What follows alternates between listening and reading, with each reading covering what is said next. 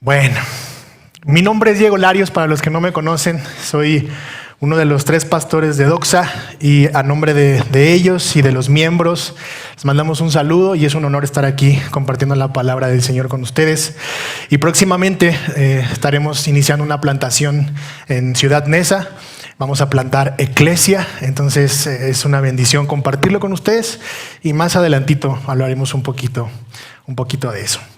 Bien, pues permítanme orar para poner este tiempo en manos del Señor. Sé que hemos estado ya orando bastante tiempo, lo cual es muy bueno, es una gran bendición tener tiempos de oración, pero permítanme orar para que el Señor sea el que pueda hablar a nuestros corazones. Padre, gracias esta mañana por permitirme estar aquí, por la bendición de estar con hermanos en la fe, Señor, que te aman, que te anhelan, que buscan tu palabra. Y también si hay personas aquí, Señor, que han venido a escuchar tu palabra y que no son creyentes, te damos gracias por sus vidas, porque no es casualidad que estén aquí, Señor. Te ruego y te pido que tú toques nuestros corazones, que tu Espíritu Santo transforme nuestra mente, nuestro corazón, que podamos salir distintos de cómo entramos a este lugar, que el poder de tu evangelio haga la obra en nuestra vida, Señor.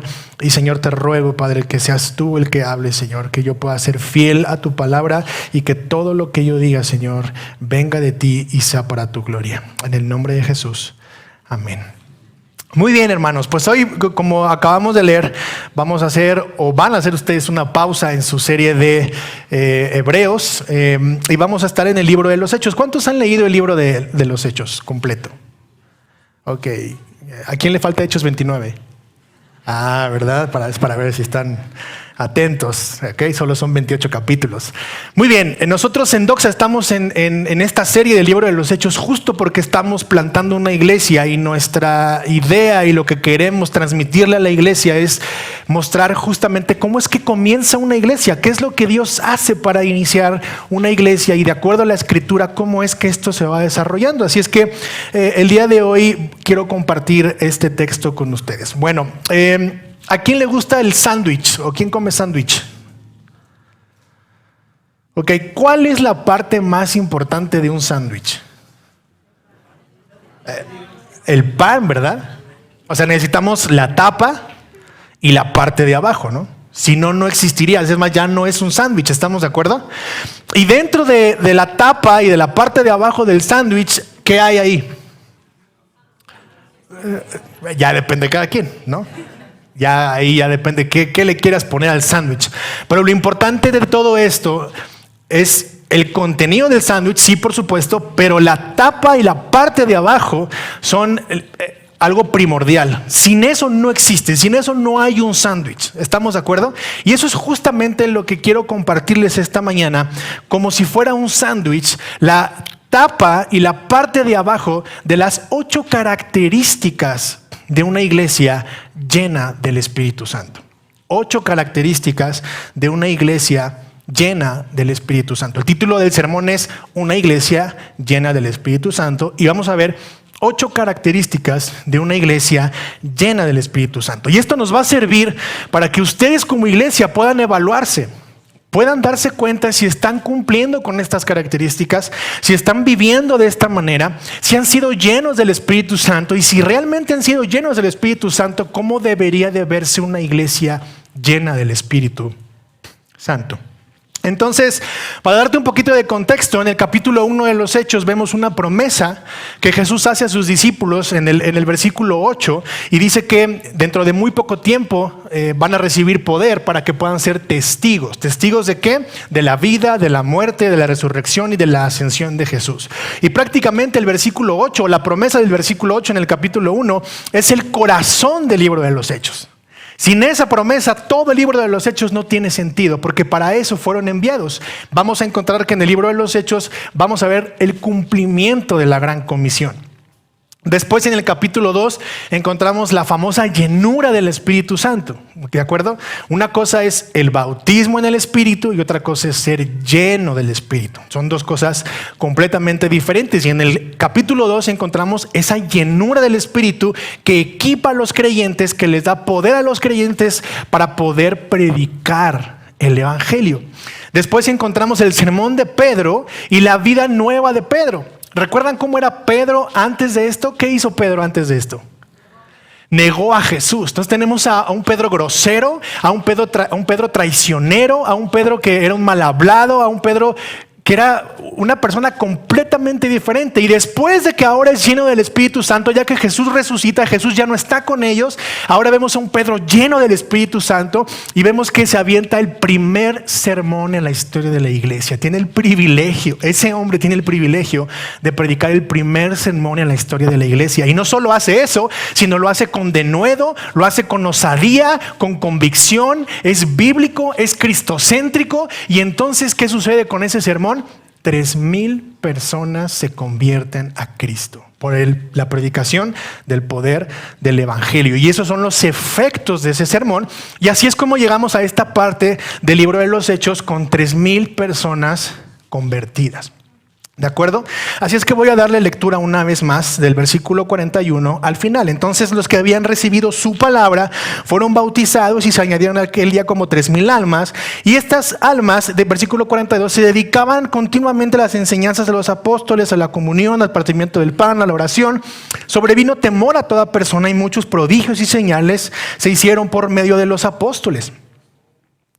Todos los que habían creído estaban juntos, tenían todas las cosas en común, vendían todas sus propiedades y sus bienes y los compartían con todos, según la necesidad de cada uno.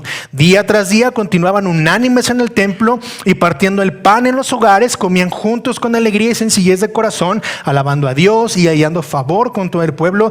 Y el Señor añadía cada día al número de ellos los que iban siendo salvos. Mi argumento o el mensaje que quiero dejar plasmado esta mañana es el siguiente, va a aparecer en la pantalla. Una iglesia llena del Espíritu Santo es aquella que tiene como fundamento los principios de la iglesia del primer siglo. Una iglesia llena del Espíritu Santo es aquella que tiene como fundamento los principios de la iglesia del primer siglo. Y como te decía, la estructura que vamos a ver esta mañana son 8 características de una iglesia llena del Espíritu Santo. Y las primeras 3 características que vamos a ver, de acuerdo al texto, parece que nos apuntan a una iglesia o cómo se debe de ver una iglesia cuando está reunida. Una iglesia en el día del Señor. Y vemos entonces que hay una iglesia apasionada por la palabra, una iglesia apasionada por estar juntos y una iglesia que tiene pasión por la Santa Cena y por la oración. Las siguientes 5 características parece que el texto nos apunta a una iglesia esparcida, cuando ya no está reunida el día domingo. Y es una iglesia que está llena de generosidad, una iglesia que se apasiona por estar unida y por congregarse, una iglesia apasionada por comer juntos y estar en las casas unidos, una iglesia que se apasiona por dar testimonio al pueblo inconverso y una iglesia que está apasionada por compartir el evangelio. Así es que vamos a entrar entonces al primer punto, una iglesia apasionada por la palabra de Dios. El versículo 42 comienza diciendo, y se dedicaban. Tienen una dedicación. ¿Esto qué quiere decir? Que era algo continuo que estaban haciendo. No era algo que hacían de vez en cuando, no era algo que hacían si tenían ganas, no era algo que hacían si hoy habían amanecido de buenas con el pie derecho, si tenían como ese ánimo de hacerlo. No, dice que se dedicaban, era una dedicación, era algo continuo, eran constantes, había una dedicación, una devoción, había una pasión. Era algo que sin importar que pasara lo que pasara, ellos estaban volcados y dedicados a la enseñanza ¿de quién? De los apóstoles. Para esta iglesia la palabra de Dios era una pasión. Recordemos que en el capítulo 1, en los primeros versículos, Jesús toma a estos discípulos, a estos 11 discípulos, porque en ese momento eran 11, esos 11 discípulos se los lleva y dice el versículo 3 que se los lleva a hablarles durante 40 días sobre el reino de Dios. Entonces imagínate, Jesús está plantando la primera iglesia, agarra a 11 discípulos, a su equipo de plantación, y se los lleva a un intensivo. Ya habían tenido 3 años de capacitación, pero Jesús dice, falta un intensivo de 40 días, mes y medio, para que yo les hable del reino de los cielos. Y después de ese intensivo, los llena del Espíritu Santo y los envía. Y empieza a desarrollarse la plantación de la primera iglesia. Y entonces estos hombres, después de que Pedro predica el evangelio y este equipo de plantación fue equipado para poder ser enviado y comenzar esa iglesia, Pedro predica el evangelio, 3,000 personas se convierten. Esas 3,000 personas tenían pasión por la palabra, estaban dedicados a la palabra. No era que tenían que leer la Biblia, porque entonces si no leen la Biblia entonces no son creyentes. No es que tengo que hacer mi check-in o mi lista de palomeo de que, soy creyente. Entonces primero, 5 de la mañana, oro. 5:30, leo mi Biblia. Perfecto, ya soy cristiano. No. Dice ahí que tenían pasión, que se dedicaban, que tenían un deseo en su corazón. Era un deseo ferviente por dedicarse a la palabra, a la enseñanza de los apóstoles. Hechos 1:3 dice: durante los 40 días después de que sufrió y murió, Cristo se apareció varias veces a los apóstoles y les demostró con muchas pruebas convincentes que Él realmente estaba vivo y les habló del reino de Dios. Recordemos que para ellos lo único que había escrito era el Antiguo Testamento, pero sabían que todo ese Antiguo Testamento apuntaba ¿a quién? A Jesús. Esta era la enseñanza de los apóstoles. El texto no nos dice qué es lo que los apóstoles enseñaban, pero podemos entender por medio de la escritura que lo que los apóstoles enseñaban era el Antiguo Testamento y que ese Antiguo Testamento apuntaba directamente ¿a quién? Al Mesías. Por lo tanto, esta era la enseñanza de los apóstoles. Estos hermanos, esta iglesia estaba llena del Espíritu Santo y esa llenura del Espíritu Santo hacía que actuaran de esta forma. Su corazón estaba volcado, tenían una pasión por la palabra. Por un lado, los apóstoles tenían la obligación de enseñar esta palabra, pero por otro lado, estos hermanos, estos oyentes, estos creyentes que estaban escuchando la palabra, también tenían la obligación de saber si lo que los apóstoles estaban enseñando era algo correcto, era algo bíblico. Mira conmigo cómo dice 2 de Timoteo 2:15. Dice: procura con diligencia presentarte a Dios aprobado como un obrero que no tiene de qué avergonzarse, que maneja con precisión la palabra de verdad. Y la palabra precisión aquí en el original es que corta derecho, que no se mueve, que va en línea recta, que no está cortando mal, que no tuerce absolutamente nada. Entonces, los apóstoles tenían la responsabilidad de predicar la palabra de forma recta, sin moverse, haciendo un corte preciso, pero los oyentes también tenían una obligación. Mira, Hechos 17 del 10 al 12 dice: enseguida los hermanos enviaron de noche a Pablo y a Silas a Berea, los cuales al llegar fueron a la sinagoga de los judíos. Estos eran más nobles que los de Tesalónica, pues recibieron la palabra con toda solicitud, escudriñando diariamente las escrituras para ver si estas cosas eran así. Por eso muchos de ellos creyeron, así como también un buen número de griegos, hombres, mujeres y mujeres de distinción. ¿De quién estamos hablando aquí? De los hombres de Berea, de los creyentes de Berea. Los bereanos eran creyentes que escudriñaban la palabra. ¿Y saben por qué? Porque estaban llenos del Espíritu Santo. Y esa llenura del Espíritu Santo provocaba en ellos esa pasión por la palabra.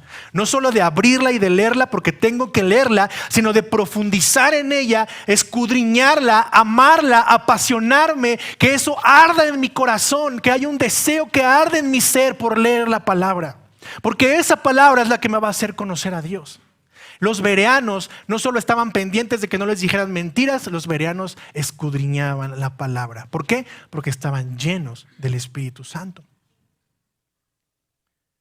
Podemos ver entonces cómo hay una transformación en la vida de esta gente. Estas 3,000 personas tenían algo notable, algo que se veía, algo que había cambiado en sus mentes y en sus corazones porque el Espíritu Santo los había llenado. Si alguien ha sido transformado por el Espíritu Santo, pero su estilo de vida no ha cambiado, su manera de vivir sigue siendo como la del mundo, mis hermanos, hay un problema. Y aquí es donde tú puedes reflexionar en tu propio cristianismo. Si la palabra de Dios no te apasiona, tú tendrías que preguntarte si verdaderamente has sido lleno del Espíritu Santo. Ojo, no estoy diciendo si has nacido de nuevo, sino que verdaderamente has sido lleno del Espíritu Santo. Las personas llenas del Espíritu Santo muestran estas características. Si el Espíritu Santo de Dios llena a una persona, a una comunidad, el resultado es una nueva forma de vida y de ver las cosas del mundo. Versículo 42 una vez más. Y se dedicaban continuamente a la enseñanza de los apóstoles.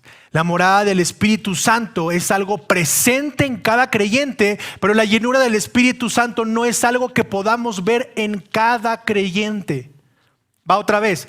La morada del Espíritu Santo es algo presente en cada creyente, pero la llenura del Espíritu Santo no es algo que podamos ver en cada creyente.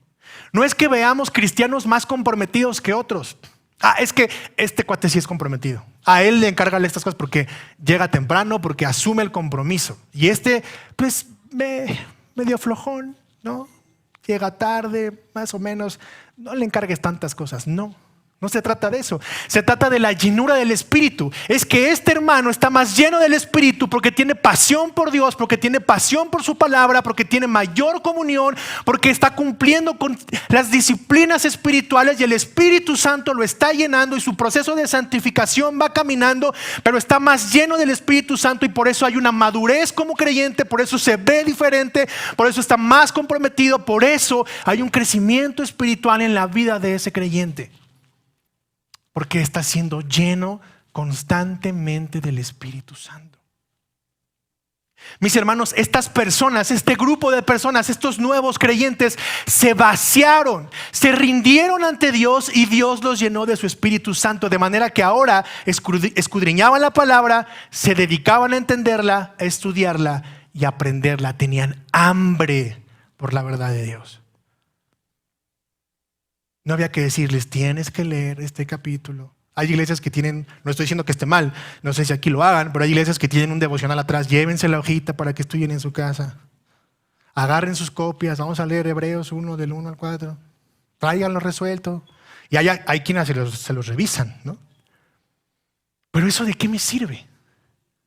¿Realmente hay un hambre en mi corazón por la palabra? ¿Realmente la palabra me apasiona? ¿Realmente hay algo que arde en mí aquí adentro por leer la Biblia, por conocer de Dios? Cuando estoy leyendo y veo las verdades bíblicas y la gracia de Dios me revela la verdad y puedo ver a Cristo en su palabra, eso me llena. Eso vuela a mi cabeza y digo, wow, esto es increíble. Lo había leído 30,000 veces y nunca lo había entendido. Eso pasa en tu ser. Eso arde en ti. Porque eso es parte de la llenura del Espíritu Santo en un creyente.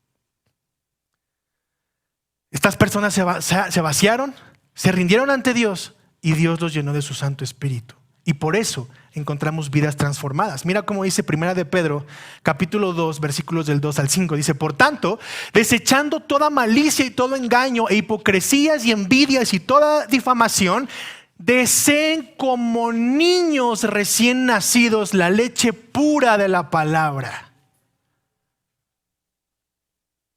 ¿Ese es tu deseo por la palabra de Dios? ¿Deseas como un niño la leche pura, no adulterada?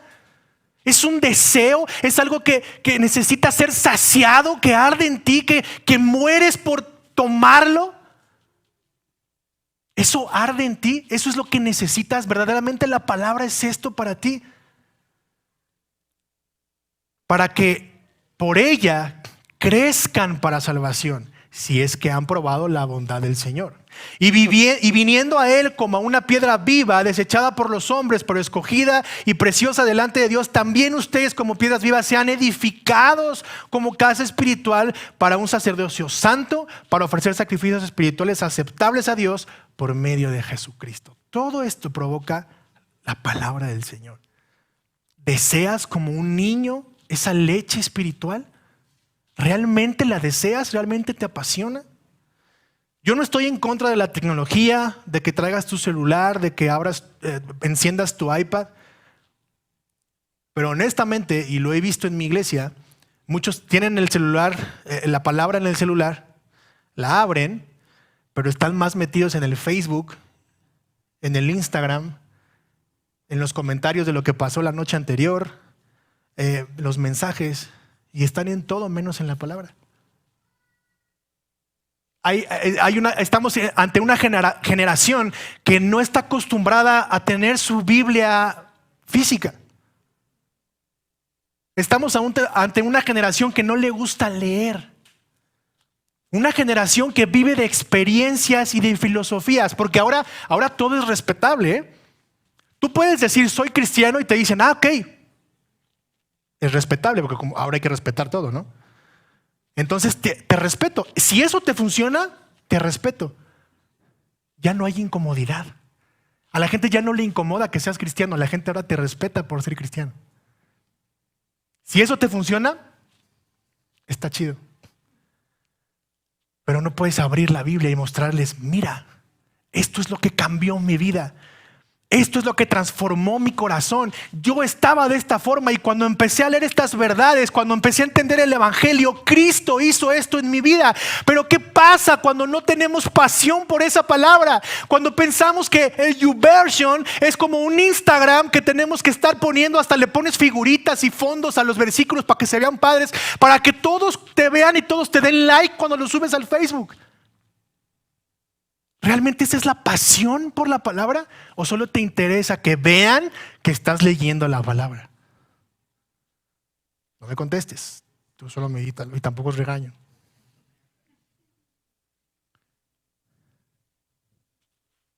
Dice que se dedicaban continuamente a las enseñanzas de los apóstoles, pero no solo a eso, verso 42, a las enseñanzas de los apóstoles, a la comunión. Punto número 2, la comunión. Estos hombres también tenían una pasión por la comunión. No solo les apasionaba la palabra, sino esa palabra que les apasionaba, de ahí era el fruto, la fuente para que ahora a esos hombres les apasionara la comunión. ¿La comunión con quién? Con la iglesia. No te voy a pedir que levantes la mano a quien te cae gordo de la iglesia. Pero de acuerdo a lo que estamos viendo, esta iglesia tenía como característica que había una pasión por estar con los hermanos. Y esta palabra en el griego es la palabra koinonía, que significa o se refiere a la comunión eclesial. Es decir, todos aquellos que hemos creído en Cristo y lo reconocemos como Señor y Salvador y creemos que ese sacrificio que Él hizo en la cruz del Calvario para el perdón de nuestros pecados, y creemos todos en eso, todos estos debemos estar en koinonía, en comunión unos con otros dentro del día del Señor. ¿Tu corazón arde por estar con tus hermanos? ¿Tienes esa pasión por juntarte con ellos? ¿Te interesa la vida de los demás? ¿Buscas a otro para ver cómo está? ¿Te interesa si llega un nuevo? La llenura del Espíritu Santo debe producir un deseo, una pasión de estar en comunión con mis hermanos y no un deseo individualista y egoísta que me lleva a estar aislado y que solamente soy un cristiano que viene el domingo, se sienta, escucha y no vuelves a saber de mí hasta el próximo domingo. Un cristiano lleno del Espíritu Santo ama la koinonía. Se apasiona por la koinonía, tiene un deseo ferviente por la comunión con los hermanos. La koinonía genera vínculos fuertes entre los hermanos, como la muestra de recibir la predicación del evangelio juntos. ¿Te interesa lo que está recibiendo el otro? ¿Sabes los pecados de tus hermanos? ¿Todos aquí saben sus nombres? En nuestra iglesia, no lo quiero llamar así, pero nos ha ayudado. Está prohibido decir hermano. Porque no nos aprendemos los nombres de los demás. Sí decimos y sabemos que la Biblia nos llama hermanos, por supuesto, no estamos negando eso. Pero es tan fácil decir, hola hermano, buenos días. ¿Y cómo se llama? ¿Quién sabe? Oye, Pedrito tiene un problema. ¿Quién es Pedrito? ¿Y ese quién es? Pues el hermano que está ahorita, que oramos por él el domingo para ayudarlo. Órale. No sabes ni quién es, no sabes ni quién está a tu lado. Sabes las luchas, sabes sus dificultades, sabes sus necesidades, sabes si necesita oración, sabes si está mal su matrimonio, sabes si están bien sus hijos, sabes si tiene para comer, sabes si le está yendo mal en el trabajo. ¿Te importa de verdad la iglesia donde estás? ¿O solo vienes porque está muy padre la escenografía de esta iglesia? A mí me encanta venir aquí porque me gusta mucho su iglesia. Pero tú, que eres miembro de Vertical, con mayor responsabilidad, ¿tú sabes quiénes son los miembros de tu iglesia? ¿Tú vives en coinonía con esos miembros? ¿Tú tienes comunicación con ellos en la semana? A ver, levante la mano. ¿Quién se reúne con hermanos de la iglesia entre semana? No les habla, se reúne para comer o para pasar un rato con ellos. 1, 2, 3 personas. Wow. Creo que estas son las cosas en las que tienen que empezar a reflexionar como iglesia. ¿Se buscan? No solo en los chats donde ayúdenme a orar por esto, hay que orar por esto, ayúdenme a orar por trabajo, ayúdenme a orar por... Alguien ha puesto, vamos a orar porque el Señor nos una de verdad, porque seamos uno. Si tú lees los primeros 2 capítulos, tú te vas a dar cuenta que la principal característica de esta iglesia es que siempre estaba unida. No el domingo, todo el tiempo. Estaban unidos todo el tiempo, se amaban todo el tiempo, se necesitaban todo el tiempo, compartían su fe todo el tiempo. ¿Tienen grupos entre semana?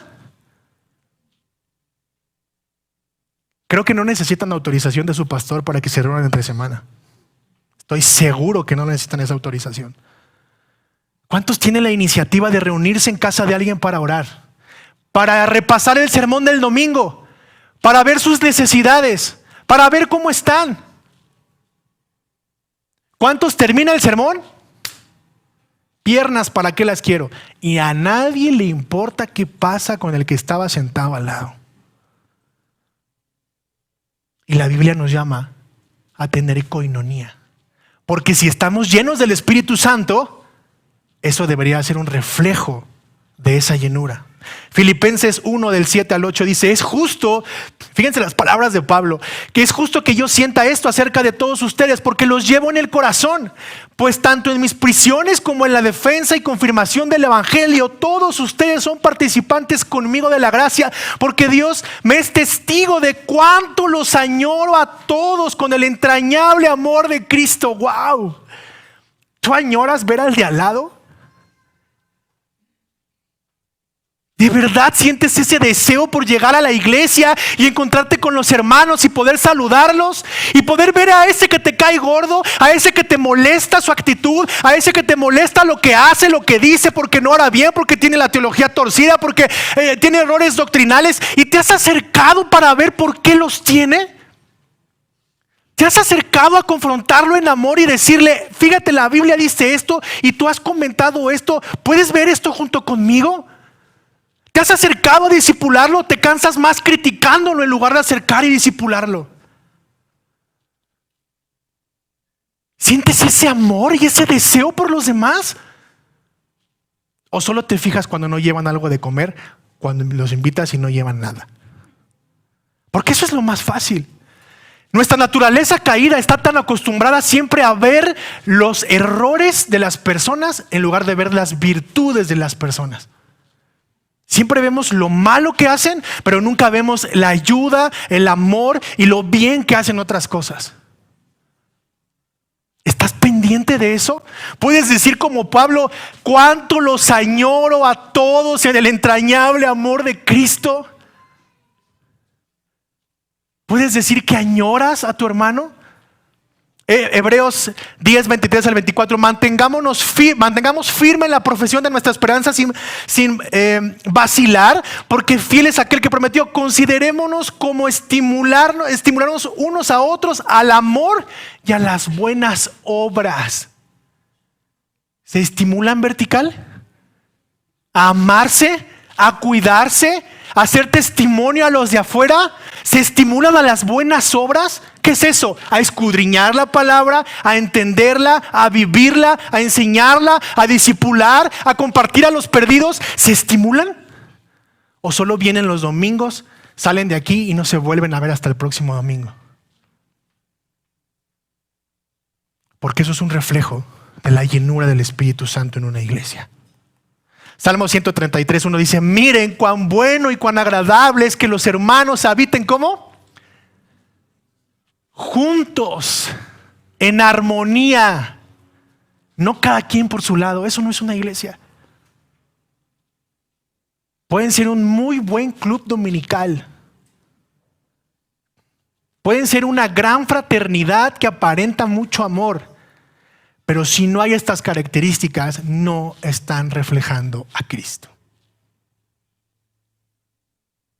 Y podría ponerles muchísimos versículos que hablan de la unidad y del amor. Pero lo único que quiero es que puedan ver esto. Dios crea un jardín y crea al hombre, ¿para qué? Para tener comunión con Él. ¿Estamos de acuerdo? Después, Dios manda a que se haga un tabernáculo. ¿Para qué? Para que el pueblo tenga comunión con Él. ¿Estamos de acuerdo? Después, Dios manda a que se haga un templo. ¿Para qué? Para que sus hijos tengan comunión con Él. Después, Dios manda a Jesús, su único hijo, que es el templo, y que por medio de Él ahora tú y yo podemos entrar al trono de la gracia. Y lo hace para que tengamos ¿qué? ¿Qué te hace pensar que tú no debes tener comunión con tus hermanos? ¿Te das cuenta? Dios todo el tiempo buscando la comunión con su pueblo, y tú que eres su pueblo no tienes ni 5 minutos para tener comunión con tu iglesia. ¿Es congruente? ¿Realmente hay una llenura del Espíritu Santo constante en mi vida? ¿Realmente el Espíritu Santo ha llenado a esta iglesia y están actuando como una iglesia centrada en el Evangelio? Porque eso dice su eslogan. Somos una iglesia centrada en el Evangelio. ¿Realmente están viviendo el Evangelio como iglesia? Siguiente característica. Sé que estoy pisando callos. Sé que unos me están haciendo cara de: ¿y a este cuate quién lo invitó? Pero espero que el Espíritu Santo esté actuando en tu corazón como lo ha hecho en el mío y como lo ha hecho en nuestra iglesia. Yo no estoy diciendo que todo esté mal en su iglesia, yo no lo sé. Pero el pastor Omar y los miembros de Vertical sí lo saben. Y esto es lo que tienen que tomar en cuenta de parte del Señor. Punto número 3. Se dedicaban entonces continuamente a las enseñanzas de los apóstoles, a la comunión, al partimiento del pan y la oración. Este grupo de creyentes que vemos en Hechos, estas 3,000 personas, tenían también una pasión, un deseo ferviente de tomar la Santa Cena juntos. ¿Y sabes por qué? Porque esto es el cumplimiento del mandato que Jesús nos ha hecho como iglesia. Hay 2 ordenanzas: la Santa Cena y el bautismo.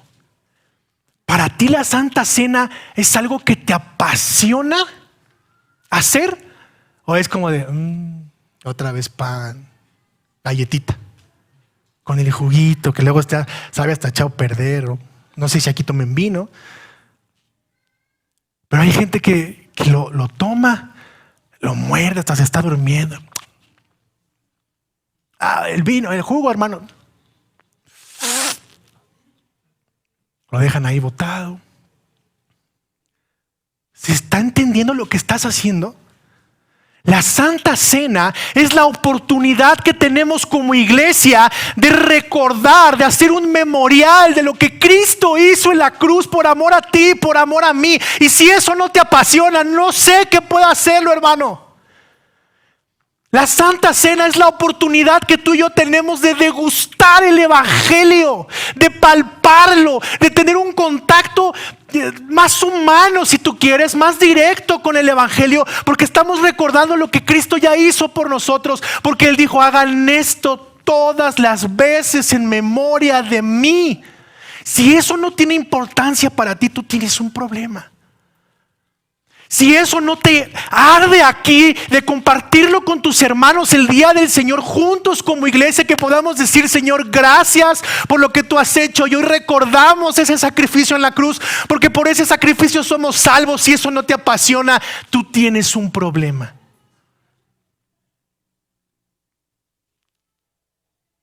Dice ahí que tenían pasión, que se volcaron. Dice ahí que se dedicaban continuamente a la Santa Cena y a la oración. ¿Por qué? Porque estaban llenos del Espíritu Santo. La oración juntos es una característica más de esta iglesia llena del Espíritu Santo. Es más, ustedes lo tienen ahí, ¿no? Oración ferviente. Ferviente. No con vanas repeticiones, como dice la Escritura, sino algo que arde en ti, que te apasiona, que se reúnen. ¿Se reúnen para orar juntos aparte del domingo? ¡Wow! Amén. Allí hay una fortaleza. Pero pregúntate si hay esa pasión. Pregúntate si hay otros que no lo están haciendo. ¿Cómo estás haciendo para animarlos? ¿Cómo estás haciendo para discipularlos? ¿Cómo estás haciendo para que no sea como una carga, como decir: ay, vamos a orar otra vez? O sea, ¿qué estás haciendo tú como miembro de esta iglesia para contagiar, para predicar, para discipular, para provocar esa pasión, esa llenura del Espíritu Santo en tus demás hermanos? Era algo constante. La Santa Cena era algo que los unía, era algo que los apasionaba, que les encantaba hacerlo juntos. No solo porque era un mandato de Dios y tenían que hacerlo, sino porque entendían lo que eso significaba. Hay hermanos, hay creyentes que no tienen ni idea de lo que eso significa. Y si tú lees el texto de Corintios acerca de la Santa Cena, dice que tengas cuidado de tomar la Santa Cena de forma vana, porque estás comiendo juicio, y eso es algo muy serio, y la gente no lo entiende. ¿Te apasiona hacerlo con la iglesia? ¿Te apasiona orar juntos? Porque esa es una característica de una iglesia llena del Espíritu Santo. Sigue diciendo ahí, versículo 43: sobrevino gran temor a toda persona, y muchos prodigios y señales se hacían por medio de los apóstoles. Todos los que habían creído estaban como... Una vez más. Y está hablando de creyentes, ¿te das cuenta? Dice todos los que ¿qué? Los que habían creído, o sea, los cristianos, esos estaban ¿cómo? Juntos. Y vendían todas sus cosas, todas sus propiedades y sus bienes, y las compartían con todos según la necesidad de cada uno. Cuarto punto, cuarta característica, generosidad. No voy a preguntarte cuántos codos hay aquí. Quiero que tú reflexiones en tu corazón si verdaderamente eres generoso. Y no solo con dinero, porque a veces hay gente que tiene mucho dinero y tú te acercas: oye, es que necesitamos... Ya. ¿Cuánto necesitas? Para que me dejes en paz. Y ahí te da el dinero. Ay, güey, wow, qué generoso. Este hombre no le cuesta dar. Pero tú le dices: oye, ¿me das 5 minutos de tu tiempo? ¿Y qué te va a decir? No, espérame. No, mi tiempo es preciado. Yo cobro 5,000 pesos la hora, ¿Tu tiempo? Puedes ser generoso con tu tiempo, no solo con tu dinero, con tu tiempo. Puedes ser generoso con tu esposa y darle un poco de tu tiempo.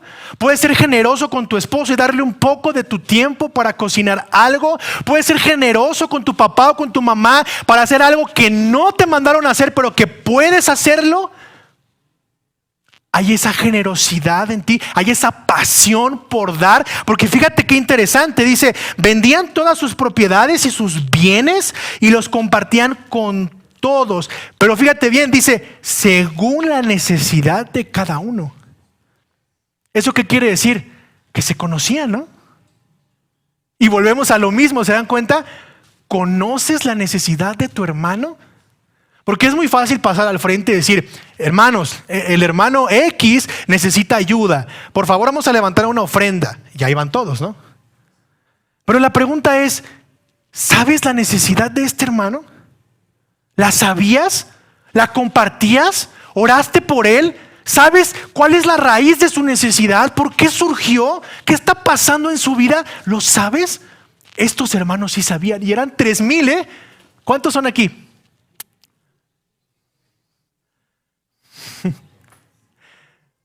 $3,000 personas y conocían la necesidad de cada uno. Así es que no hay pretextos. No tienes pretexto. 3,000 y se conocían todos y conocían sus necesidades, tanto que eran generosos para dar lo que cada quien necesitaba. No eran extraños que se reunían el domingo.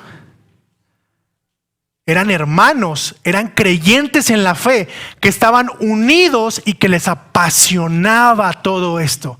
Por eso se conocían, por eso se amaban, se servían, compartían la palabra y se ayudaban unos a otros.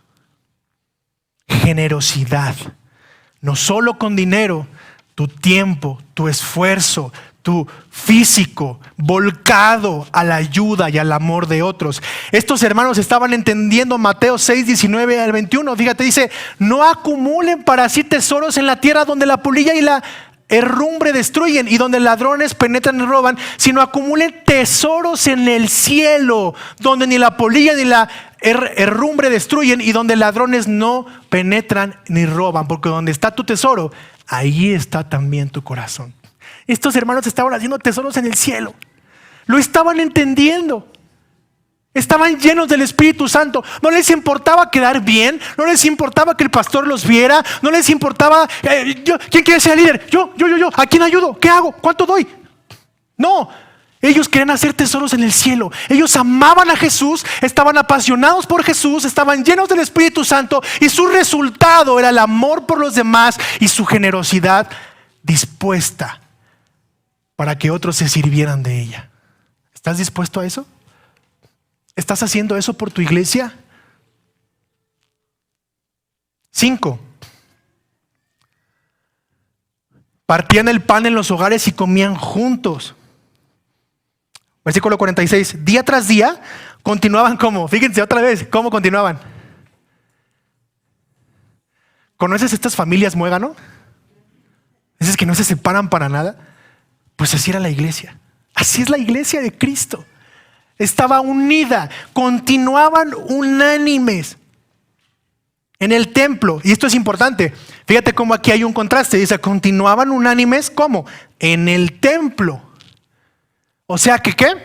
Se congregaban. No hay telecristianos.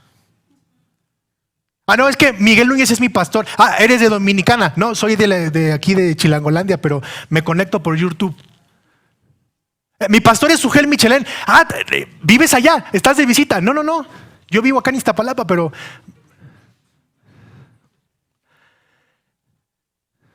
Sugel no sabe ni quién eres.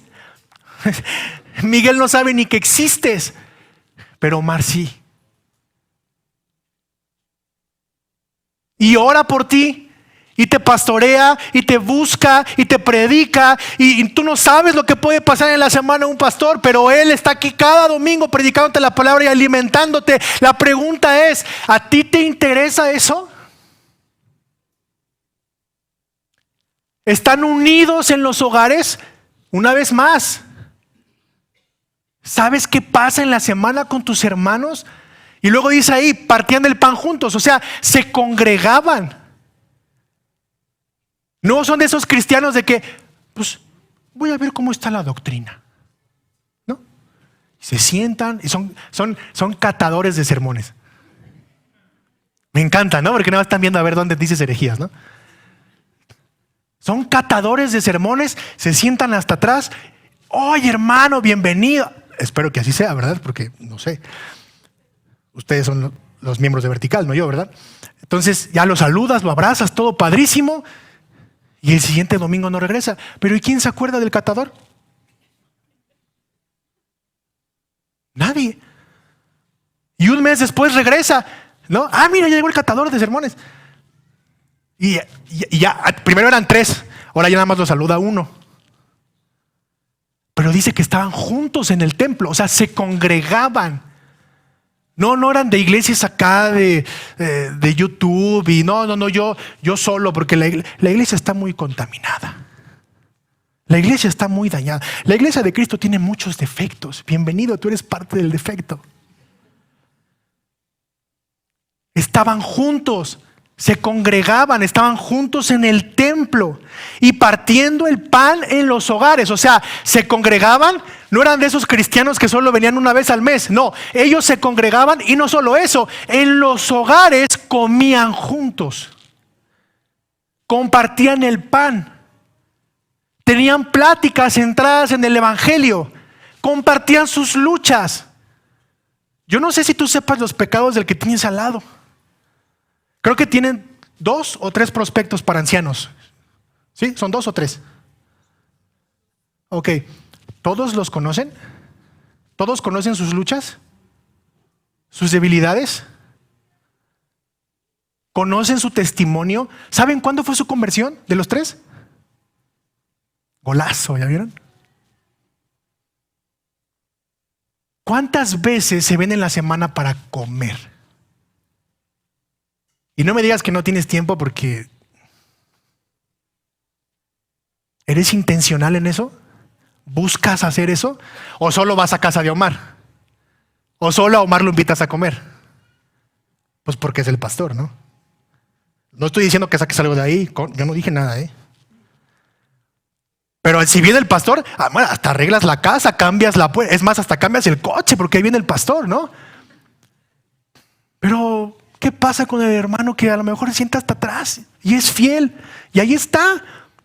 Y nadie se le acerca. Y nadie lo busca. Y nadie lo llama. Y nadie ora por él. Y volvemos a lo mismo. Perdón por ser repetitivo, pero el texto, perdón la expresión, escupe unidad. Todo el tiempo está hablando de unidad. Ahora dice que se congregaban y después que estaban juntos y compartían el pan. En la tradición judía, las comidas eran importantísimas para hacer comunidad. O sea, no había un cierre de algo si no se cerraba en una comida. La pregunta es, ¿ustedes comen entre semana juntos? ¿Se cita un grupo para comer, un matrimonio, una familia? ¿Comparten el evangelio? Dicen, oye, fíjate, no sé si a mí me estén lavando el cerebro, pero yo estoy teniendo estas luchas. Yo tuve esto, yo leí esto y entendí aquello. ¿Estaré bien? ¿Seré el único loco? ¿Todos estaremos locos? ¿O Jesús si es verdadero Jesús, ayúdenme porque estoy teniendo unas cosas aquí que... ¿Hay esa unidad? ¿Hay esa comunión? ¿Hay ese discipulado? ¿O necesitas tener un seminario para discipular a alguien? Es que si no son músicos, yo no me junto con ellos.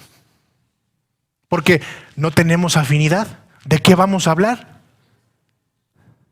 ¿Te das cuenta? Son pretextos. Ahora, cuando el evangelio es predicado, el resultado es un grupo de creyentes que viven en comunidad. La comunidad es el resultado de la predicación del evangelio. Dense cuenta, en el capítulo 2, ustedes lo pueden ver en su casa, Pedro predica el evangelio y se convierten 3,000 personas. ¿Y cuál es el resultado? Lo que estamos leyendo ahorita. Una comunidad de creyentes. Entonces, si esta iglesia tiene un púlpito fiel y un pastor que está siendo fiel a la palabra, ¿por qué no está habiendo comunidad? Miren, hermanos, ustedes tienen el privilegio de tener un lugar tan estratégico como este, porque al lado tienen 1 metro. Y aquí afuera hay un pasadero de gente impresionante. Hace unos 3 meses yo tomé un taller aquí de una organización que prepara pastores para plantar iglesias. Y uno de los ejercicios que nos hicieron es, váyanse acá atrás al parque y se van a ir en tercias y van a orar por la gente. Yo dije, ¿orar por la gente? Si ni me conocen, ¿qué me van a decir? Qué pena, qué oso, qué... Y ahí voy con nosotros 2. Y me dice uno, vamos a meternos al metro. Y yo, no, al metro no, por favor, al metro no. Vamos a meternos al metro. Y dije, no nos vaya a decir que a los vagones, porque eso sí no lo voy a hacer, ¿no? O sea, tengo mi orgullo ahí. Y entramos al metro, a la escalera, y dice, ahí viene uno, vas. Ay, Dios mío, y me tragué todo mi orgullo, todo mi pecadote ahí, y me acerco y le digo, oye, hermano, fíjate que somos de una iglesia que está aquí a la vuelta, me gustaría orar por ti. ¿Tienes alguna necesidad por la que te gustaría que oráramos? Pues sí, pues mi mamá está enferma. ¿Qué tiene tu mamá? Se cayó y está mal de las rodillas. ¿Quieres que oremos por eso? Pues si me haces favor. Y oramos. Y termina, primero me barrió. Y después de que terminamos de orar me dice, órale, estuvo chido, muchas gracias. Le cambió la cara a la persona. Y ahí se me empezó a quitar como la pena. Dije, órale, o sea, hubo unos que dijeron, no, muchas gracias. O te paraban en seco, ¿no? Y hubo otros que, unas parejas de novios que, oye, pero pues no, nosotros somos felices, no necesitamos nada de todo. Oye, pues oramos por tu felicidad, ¿qué te parece? Ah, pues órale, dale. Oramos, no, Señor, gracias por estos novios tan chulos que se ven aquí, todo el asunto. Terminamos la oración y les cambió la cara y te dicen, órale, muchas gracias, y me dio un abrazo. Oye, ¿dónde está la iglesia? Al lado del metro. Ahí dice Vida Vertical. A lo mejor hasta vinieron, no sé si andan por aquí o los visitaron, ya les mandé como 6, ¿eh?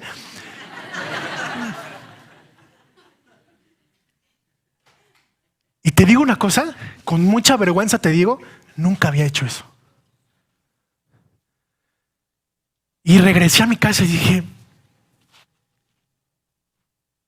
¿qué pasó, pastor? Les das con todo y tú no haces nada. Y no imprimimos trípticos y no, solo es acercarte y orar por la gente. Y yo veía el rostro de la gente cómo cambiaba por la oración. Tal vez no vinieron con ustedes. Tal vez se fueron a otra iglesia. Tal vez no les importó. Tal vez uno se convirtió. Pero ese es el punto. Eso es a lo que la Biblia nos llama. A partir el pan en los hogares, a comer juntos, a compartir las necesidades. Y me adelanté un poquito porque ese es mi penúltimo punto. Lo que sigue es testimonio para los inconversos. Ya estoy terminando para los que me están haciendo ojitos. Versículo 47. 46, día tras día continuaban unánimes en el templo y partiendo el pan en los hogares comían juntos. ¿Con qué? Con alegría y sencillez de corazón. O sea, no era obligación, ¿eh? Y tampoco les estoy mandando que la siguiente semana, no, pues ya nos dijeron que... No les estoy diciendo eso. Es con sencillez de corazón. ¿Por qué? Porque se supone que hay una llenura del Espíritu Santo en ustedes y eso les apasiona. Versículo 47, alabando a Dios y hallando favor con todo el pueblo. O sea, hay un grupo de 3,000 que son creyentes, pero no todo el pueblo es creyente. ¿Sí pueden ver conmigo eso en el texto? ¿Y qué pasaba con los inconversos? Dice que hallaban favor con los que no creían.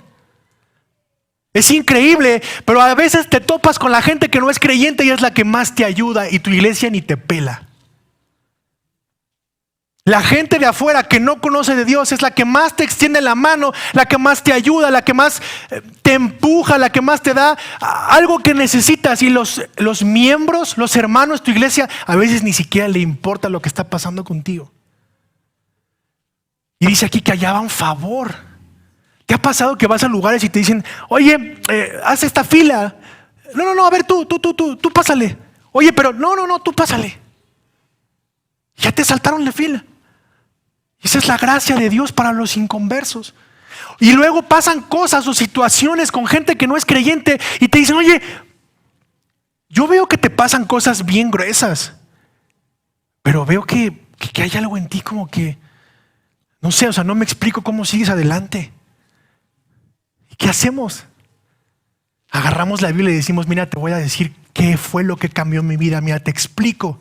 Porque esto que cambió mi vida también puede cambiar la tuya. ¿Y sabes qué es? Cristo. Porque yo no soy diferente a ti. Yo no soy más que tú. Pero Cristo cambió mi vida. Mira lo que dice aquí. Esto es el Evangelio. Y ellos pueden ver esa pasión en ti.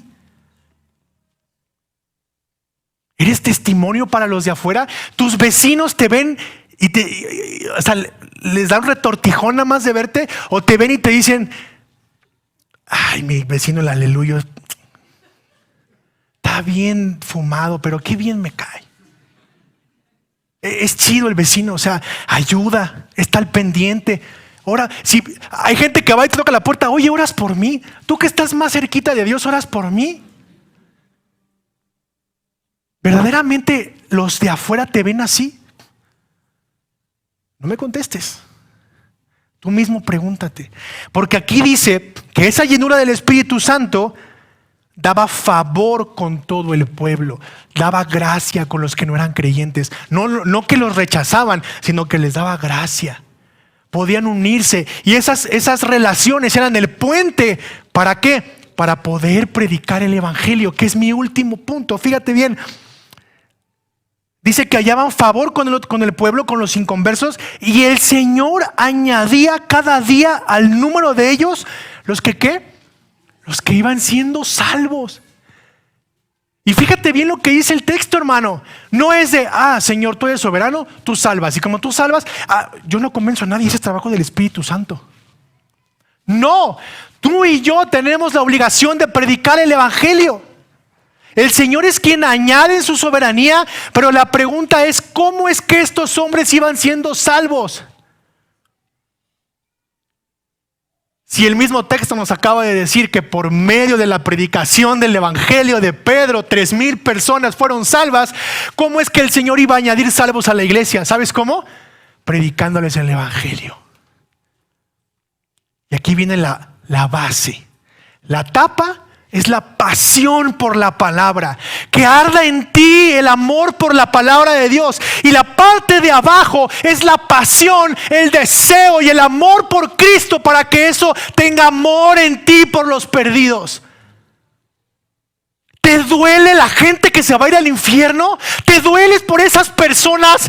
¿Ves la vida de esa gente y te duele? Y te apasiona tanto, Jesús, que puedes predicar la palabra y decirle, aquí está la mejor noticia que existe. ¿Eso te apasiona? Porque si no te apasiona, estás perdido. Porque si eso no te apasiona, entonces tú tienes un ídolo que no sé qué sea, que no te permite predicar el evangelio porque no lo has entendido.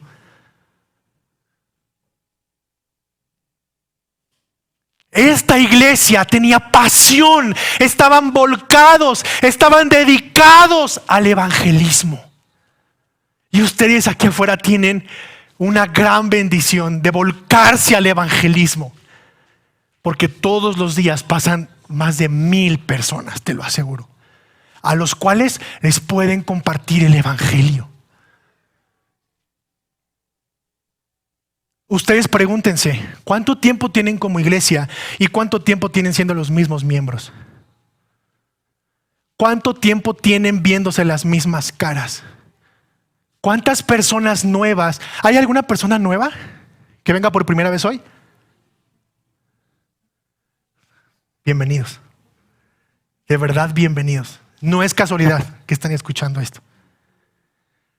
Mi pregunta para ustedes es, ¿cuántas personas nuevas les han predicado el evangelio y han venido durante todo este año? ¿Cuántas personas han venido? ¿Y cuánto tiempo tienen viéndose la misma cara, siendo las mismas personas? ¿Cuántos años llevan así? Pregúntenselo. Sí, Dios es soberano, Dios es el que elige, Dios es el que transforma, el poder es del evangelio, pero nosotros ¿a qué estamos llamados? A predicar ese evangelio.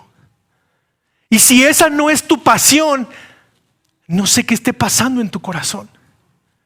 Si eso no arde en ti, si eso no te mueve, si eso no contagia a los demás, entonces ¿qué contagia a los demás? ¿Qué vida estás reflejando? ¿Qué evangelio estás predicando? Fíjate cómo dice Romanos 10 del 14 al 15. ¿Cómo pues invocarán a aquel en quien no han creído? ¿Y cómo creerán en aquel de quien no han oído? ¿Y cómo irán sin saber quién les predique? ¿Y cómo predicarán si no son enviados? Tal como está escrito, cuán hermosos son los pies de los que anuncian el evangelio del bien. ¡Wow! ¿Tú eres ese? ¿Tú anuncias ese evangelio del bien? ¿Tú tienes pasión por predicar a Cristo? ¿Tu boca arde tanto que no te puedes callar todo lo que Cristo ha hecho en ti? y lo compartes con los demás. Y cuando abres la Biblia y compartes el Evangelio, transmites esa pasión que la gente dice: este cuate está bien loco, pero se ve que eso que le apasiona está muy fuerte porque ve cómo lo tiene. Puedes ver esa pasión en tu corazón por compartir la palabra a las personas. ¿Son una iglesia que arde por predicar el Evangelio de Jesucristo? ¿O solo son una iglesia de domingo que les encanta verse las caras y van creciendo de a uno, de a dos por año, porque Dios es soberano y Dios es el que añade a la gente a la iglesia? Primera de Corintios 1, 21, 24.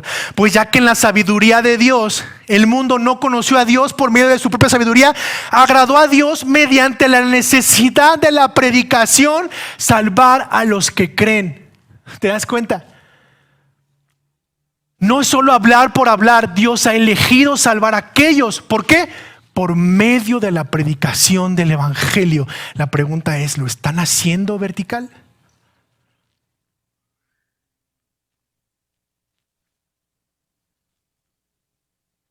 El Señor es el que elige, el Señor es el que salva, pero a Él le ha placido salvarlos por medio de la predicación del Evangelio.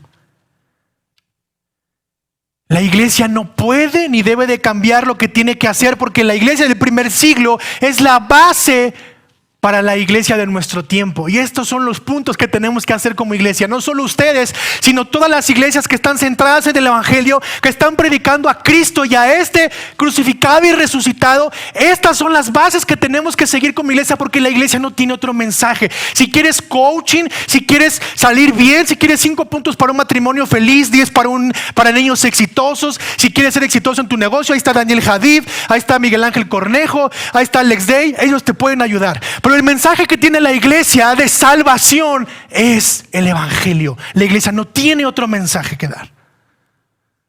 Y tú y yo estamos llamados a predicar ese Evangelio. Con esto termino. Iglesia vertical. Una de mis películas favoritas es la serie de Rocky.